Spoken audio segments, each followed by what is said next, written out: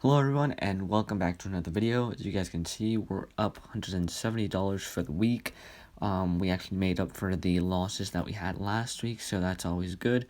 I ended up taking two positions this week. Both of them were short positions, so that basically means that I was betting that these stocks were going to go down. And I'm going to go ahead and get into explaining each of those positions. So the first position I ended up taking was on Snap, which is a Snapchat. And the reason why I ended up taking it was because the overall chart pattern, which I'll go into a little bit more detail in a bit when I go into the TD Ameritrade chart, it showed a really good short position, especially because it just had earnings and it gapped up even though it had pretty bad earnings. As you guys can see right here, the expected earnings per share was -7, but it was actually -8. So they're still losing money, and that's partially one of the reasons why I decided to short. And the way I did it was I ended up purchasing a Snapchat 16 strike put that expires January 15th of 2021, and I ended up selling it the day after. So basically a swing trade for $110. And the reason why I chose something that far out is because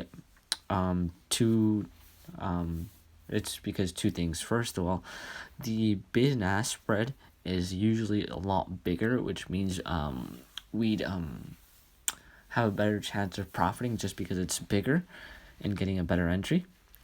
And second of all, it's further out, so if we were wrong on this trade, it gives me time to react and not lose as much money compared to as if I was trading something that's weekly, which will have a greater effect than theta decay and thus decrease in value a lot faster.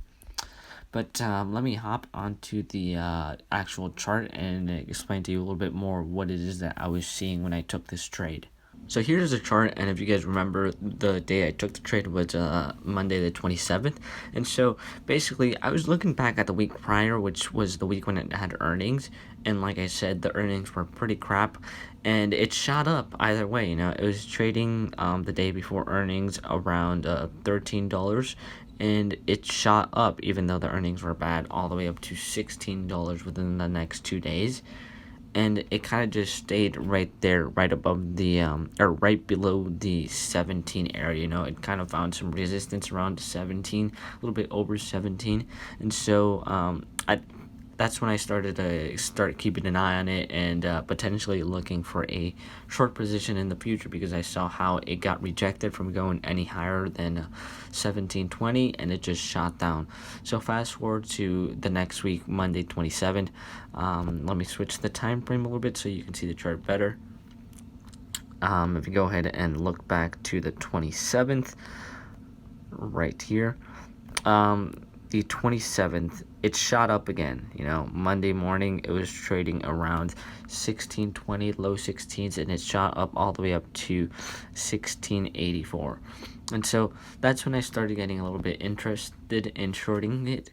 And I will admit I did get into the entry a little bit early, because the last time, like I said, it found resistance at around the high 17 area, and so we got in at around 1780-ish, I want to say. But nonetheless, the play was right, and it did end up fighting support or resistance at that 1720 area again, because you see it opened Tuesday around 17, and it shot up a little bit higher, but then again it found that resistance around the 1720 area, and it shot down. But then the first 2 hours of trading day, it went from all the way up to 1720-ish down to 1642, I believe, or 1631 you saw right there. So really good short position. Overall, a really easy pattern to follow, just because it had bad earnings and it still gapped up. But I'm not really surprised it gapped up, considering everything in the market is gapping up, even though there's bad economic news numbers. But that's pretty much it for this trade, and I'll explain the next one right now. So the next trade is on Smile Direct Club, and it was also a short position, as I mentioned. If we go ahead and look at the monthly chart, it's just been going up. But if we look at a bigger picture, you can see that ever since it IPO'd, because it IPO'd last year, it's been going down continuously. So it's a company that has had problems in the past, and so what I ended up doing on this trade was buying a $8 put or $8 strike put for October 16, and we ended up selling. This was a day trade. We ended up selling that same position in about, I think it was like 20 minutes for a quick and easy $60 profit. And so the reason behind this trade was because it released some news that it had filed patent infringement against another company, and it shot up like a dollar, close to 13%, I believe, from one day to the next. And the reason why I saw this as a good short opportunity was because two reasons. First of all, Smile Direct is a company known to not be able to hold its big moves. So what I mean by that is that if one day it shoots up 5-10%, something like that, the next day it won't be able to hold that move, and it's highly likely that it will drop and retrace half, if not the full amount that it just went up. And so let me go ahead and show you the chart just to give you a better understanding. We go ahead here and search for Smile Direct Club.